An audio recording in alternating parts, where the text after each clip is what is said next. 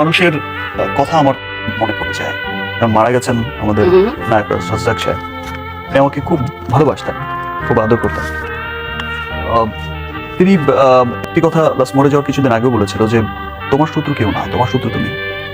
জি, যে তোমার শত্রু হচ্ছে তোমার নেম, ফেম, তোমার আজকের অবস্থান।